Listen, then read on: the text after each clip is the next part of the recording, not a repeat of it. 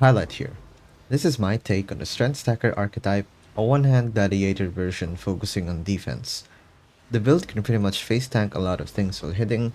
We're immune to crit, stuns, curses, and we have decent clear due to Wild Strike's mechanics, combined with greater Ancestral Call.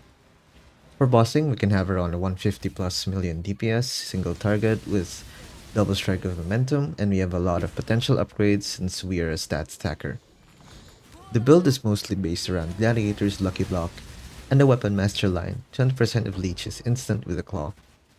If we use a skill with tons of attack speed, we can easily get over 10,000 life gain per second. We also have a Flask suffix.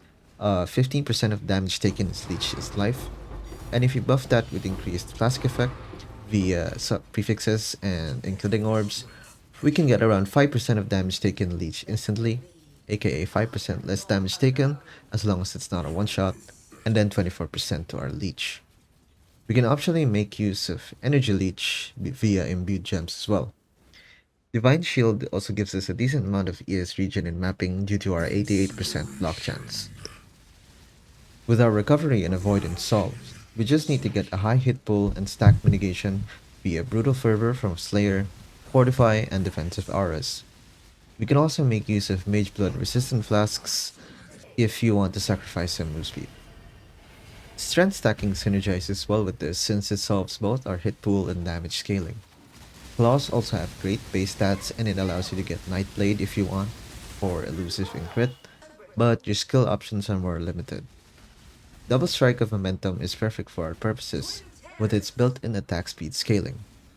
However, it's very awkward to play in mapping if you're not on predictive mode, since due to a bug with multi-strike repeats, you will be teleporting around a lot.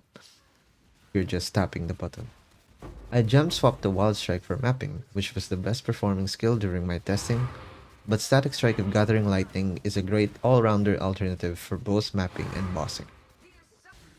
In terms of scaling, the damage caps out fairly quick compared to Molten Strike of the Zenith builds, but I made a Slayer version a little bit, and it's like twice the DPS of my current build, and you could also look into Squire setups instead of using Raspis. There might be better clearing options, but I haven't experimented enough with that. This is a great way to make use of Gladiator's Lucky Block with other defensive layers, and is one of the comfiest builds I've ever played. It's not the best at clear compared to other builds, but I still got to 100 basically without any issues. The gear right now is just basic strength stacking stuff. If you're not familiar with the archetype, basically you just have your flat damage solved by replica Alberons.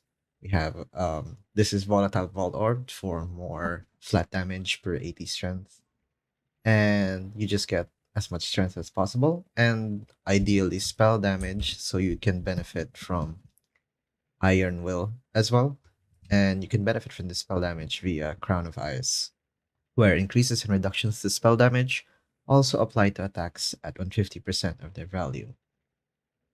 And then for some setups, you can get more spell damage via Raspit's Globe. This is also Volatile Val Orb for 6% spell damage per 100 life, which we will get a lot of via Strength. And a Mage Blood for Flasks. I have two setups here. I'm using this one mainly because it's faster. It's great for mapping or just basically anything. But if you're looking for a tankier setup, you can go with triple rest flasks. For your fifth slot, you have two options. One is the tincture, which gives you a ton of crit and attack speed. In your bossing setup, this will be used to cap your crit. Grasping Nightshade works if you're using Nightblade while mapping, since you won't have a Withering step up while you're elusive here.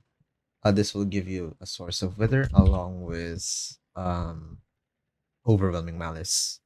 For bossing, I actually don't use Nightblade. I would use something like Void Manipulation instead, and then have Withering Step apply near max Wither for us, and the rest Overwhelming Malice will give us the remaining like 4 stacks.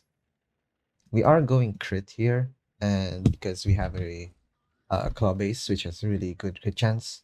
I'm using the Void Fangs base because it has flat chaos damage as an implicit, and then um basically you just essence, the attack speed, and on a fractured crit base, and then you do suffixes cannot be changed, veiled chaos, get unveiled penetration, and then I did suffixes can't be changed, augment chaos, and then pray for the 50-50 that it hits the meta mod, and then you get guaranteed flat chaos. It just has one tier on it, and then you just craft hits can't be evaded.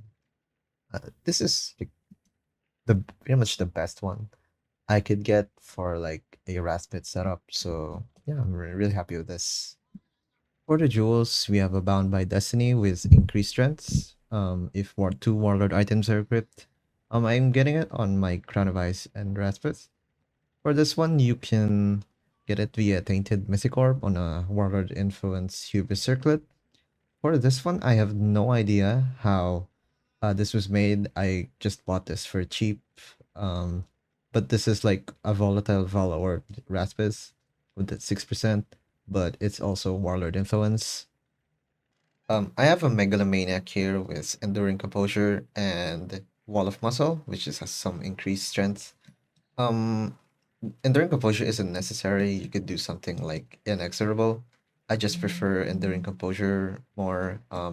If you don't go for a Megalomaniac, you can save a jewel. You could put something uh, like a Rational Doctrine or Balance of Terror for Withering Hit. These are some really good other jewel options as well. I do really like having unspeakable gifts on this character. It's I only have one of those. It's like 10% chance to explode, but I think it helps quite a bit with clear. If you could get like two of these, that would be amazing. Then this cluster has overwhelming malice as well. For rune graphs, I'm using rune graph of the agile. This is just for mapping basically, via Nightblade. So this also helps us cap our crit and a ton of move speed. So just basically making the character very fast without much investment. For imbuing your gems, Fortify is pretty much the best in slot. This removes the need for you to get it somewhere like an Eldritch Implicit. Currently I have it on a Eroding Blade setup because my Wild Strike only has Energy Leech. Haven't been able to get Fortify in this one. But Energy Leech is a great alternative because it gives you a ton of ES sustain with your instant leech. But I don't think you get the damage bonus from this because Blood Rage will be degenning you all the time. So I'm not sure on that. Fortify gives you like damage and defenses at the same time, so yeah. And you don't really need this much ES sustain anyway because you have Divine Shield, which will handle your ES regen. Because blocking physical damage counts as hit prevention, so you will get ES regen from blocking physical hits. I think that should be it for the build. It's not that complicated. It just has some differences from other strength stackers, but I really enjoyed making this one, especially with the level of investment it has. And yeah, I hope you guys found the build interesting, and thank you for watching.